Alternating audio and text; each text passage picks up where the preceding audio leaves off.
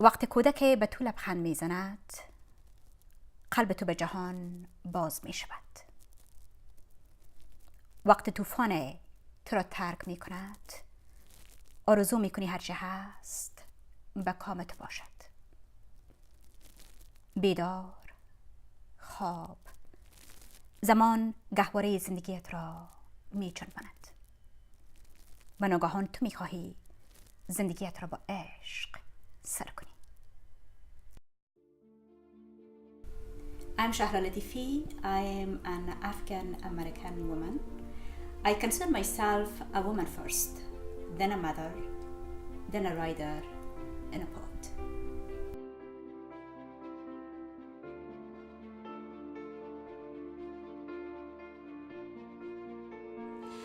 Well, I was brought up in Kabul city.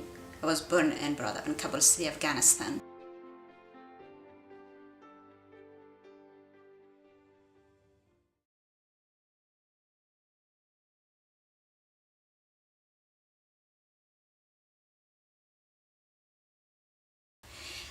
He presented himself a great gentleman.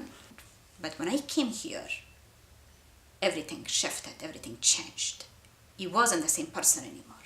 I came here and I became a housewife. And my duties right there in front of me, what to do and what not to do. He told me to never cut your hair, never wear short dress, never wear pants, never wear nail color, never wear lipstick. And your duty to please your husband and clean the house. And that was my duties. He was calling me names, and daytime he was pulling my hair. He was telling me, if you don't do that, I'm not buying you this, I'm not doing this, I'm not taking you that place, I'm not taking you this place. Just like we treat a young teenager.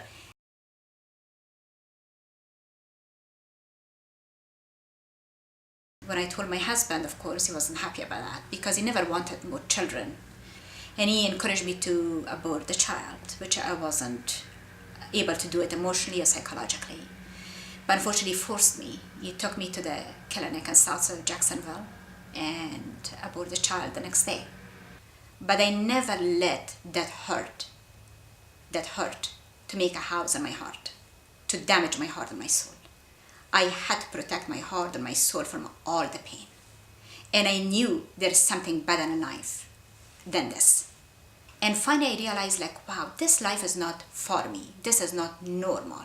This is called an abusive relationship. I married to him for 22 years. And it's 3 years now that we divorced.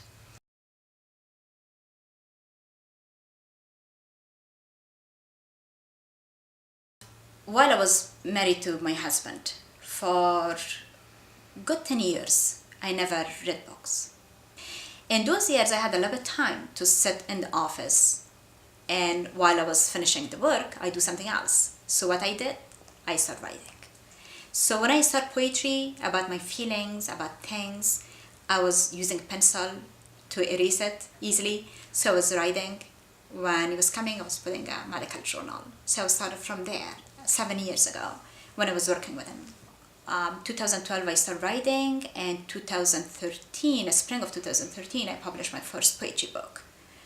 And then I continued working hard, and my second selection of poetry was published in 2015, which I have 2 books now.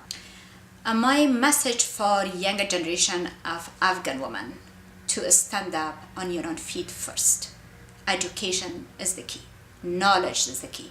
If you educate yourself and gain knowledge, then lots of doors can get open for you right in front of you.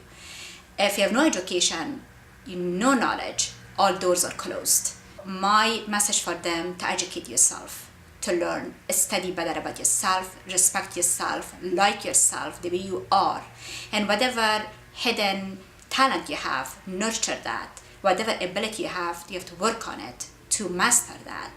And then with respect, with good education, with good knowledge, do what is right for you.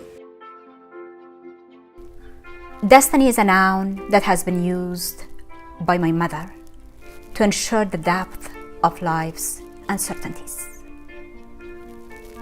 Destiny is an utterly indulgent word to escape from reality.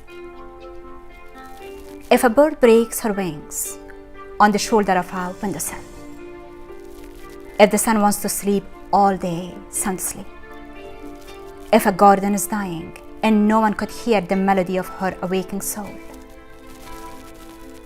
when I dance carefree with the temptation of love coming upon me, my mother would connect every unenthusiastic yet satisfactory moment to that unclear fact of life, the destiny.